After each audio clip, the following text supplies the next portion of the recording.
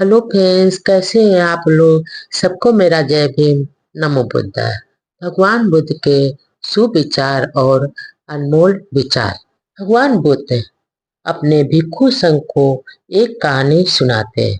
भगवान बुद्ध कहते हैं, यमलोक को कौन जीत सकेगा। भगवान बुद्ध अपने भिक्षु संघ को एक माली की कहानी सुनाते हैं। भगवान बुद्ध कहते हैं, जेतवन बिहार में प्रवास के दौरान भगवान बुद्ध ने अपने 500 भिक्षुओं के संदर्भ में ये दो कहानी कही है। एक बार कुछ भिक्षु बुद्ध के साथ एक गांव में गए थे और फिर वहां से वो जेतवन बिहार लौटकर भगवान बुद्ध के साथ में आए थे। तब संध्या बेला में सभी भिक्षु भगवान बुद्ध से चर्चा कर रहे थे कि गांव कैसा था, वहां की जमीन उपजाऊ थी या नहीं थी, अधिक बालू था या विषय पर वो जमीन पथरीली थी। इसी विषय पर सभी भिक्षु संघ अब भगवान बुद्ध से उसकी चर्चा कर रहे थे। तब भगवान बुद्ध ने बताया कि मिट्टी लाल थी या काली आदि आदि। उसी समय भगवान बुद्ध वहां आ गए। उन्होंने जाना कि किस विषय पर भिक्षु संघ की चर्चा हो रही थी।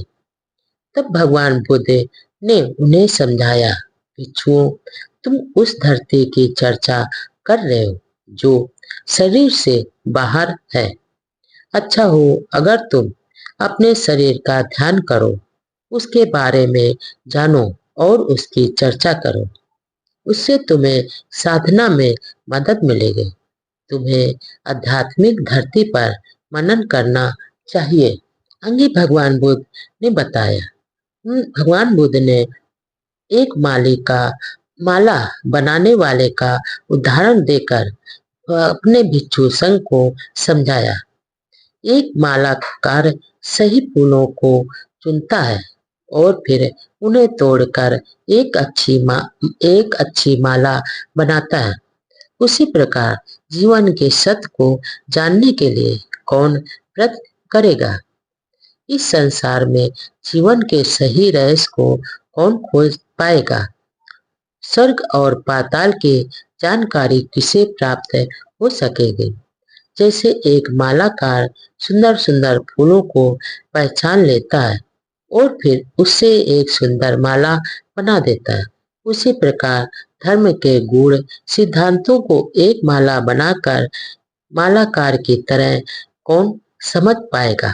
आगे भगवान बुद्ध कहते हैं कि इन प्रश्नों को पूछने के बाद भगवान बुद्ध इन प्रश्नों के उत्तर भी अपने भिक्षु संघ को देते हैं। भगवान बुद्ध कहते हैं कि जो आत्मज्ञान का चयन करेगा और उनको जानेगा, समझेगा, साक्षात्कार करेगा, अर्थात वह कुशल साधक ही धर्म पदों का भली भांति चयन कर पाएगा। जिसे कोई माली बगीचे में जाकर अभी नहीं खिले हुए, कीड़ों द्वारा खाए हुए, सूखे तथा गाढ़ बने हुए फूलों को छोड़ देता है और उनकी जगह सुंदर सुगंधित फूलों को चुन लेता है। उसी प्रकार साधक बुद्ध द्वारा सुख स्थित बोधिच्छे धर्म पदों का प्रज्ञा द्वारा चयन कर सकेगा और उनको समझेगा तथा साक्षात्कार करेगा। इस प्रकार एक सच्चा साधक ही यमलोक और स्वर्गलोक और इस धरती लोक में विषय में ठीक ठीक समझ सकेगा।